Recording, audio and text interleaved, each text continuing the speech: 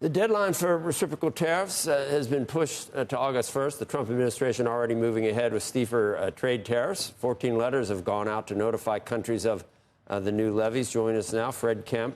He's a Renaissance man. He's Atlantic Council CEO and president and a CNBC contributor. Since you are a Renaissance man, I'm surprised we didn't book you maybe to talk about peace breaking out somewhat in the Middle East.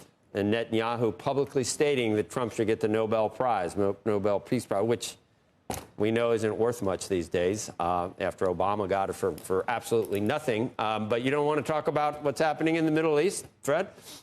Well, look, I've been writing about what a good month, a good June Trump has had. It's not just his strikes on Iranian nuclear facilities, which has restored deterrence in the Mideast and has done and set back Iran and opened up the Mideast to a real possibility of tolerant, modernizing, moderate states coming together under the Abraham Accords and perhaps the Saudi Arabia and Israel doing normalization. There could be a real breakthrough. And then at NATO, the allies come up to 5% defense and defense-related spending, which is huge and wouldn't have had happened without Trump. Secretary General Mark Rutte did an interview with the New York Times over the weekend where he said as much.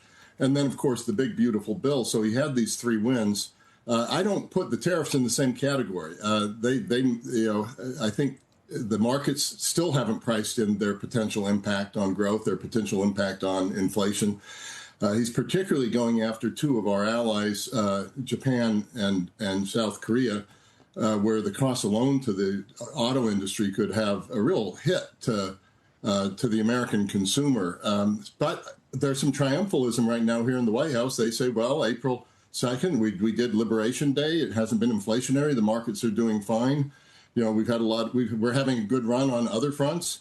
So the president said, this is a time for me to push and show people that I'm not Trump always chickens out. That it's not Taco Trump. It's a deadline that's set 3 weeks out.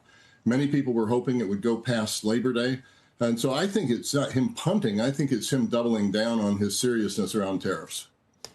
And for those that wish, and it's weird because the same people that really hate the tariffs, Fred, are the same people that are the first to say, nani, nani, nani, Taco Trump, you didn't do them. So they don't want them.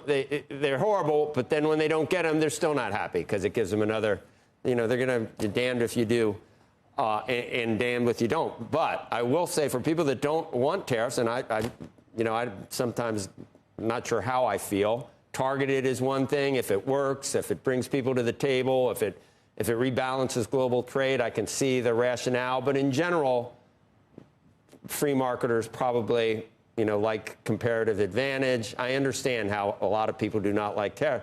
But now we're back to new highs in the markets. And the notion of doubling down, this would be the time that the president would think he has the leeway to do it. And that might make it dangerous because we haven't, every economic report we wait for, Fred, it's going to be this jobs number, we're going to see it. Or it's going to be this PPI or CPI number, we're going to see it. And it just hasn't materialized yet. Well, look, Joe, the reason you don't bring me on to talk about markets is I've been historically not correct. But it sure seems to me that markets aren't pricing in what's happening right now.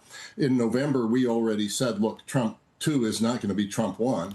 The markets still see tariffs as a negotiating ploy for a better deal, so for freer markets. I think we've got to conclude Trump does tariffs because he likes them. It's economic policy, and he's got three reasons other than negotiation.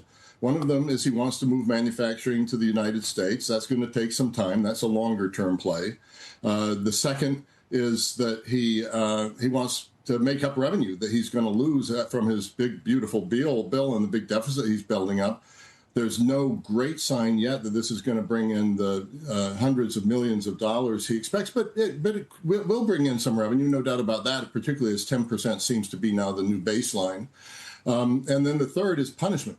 If you're letting fentanyl into the United States, if you're a BRICS state and you're trying to shift to the use of the dollar, I'm going to use tariffs the way I use sanctions, but tariffs give me more room for maneuver. I can do 5%, I can do 7%, I can do 12%, while sanctions are just too hard to take on and off. And I think what the market hasn't really priced in is that tariffs are being used in all these different ways, and some of that's contradictory. You can't raise revenue from tariffs and move manufacturing to the United States at the same time. It will do one or the other. It will do something in between.